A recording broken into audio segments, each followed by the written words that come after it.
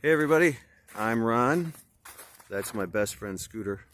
And this is Ohio. Tonight Scooter and I are at the old Waterworks plant in Oberlin, Ohio, obviously no longer functional. It's a cold January evening and a bit rainy. The snow's starting to melt. We recently had a major snowstorm. It gives this old place kind of a creepy feeling.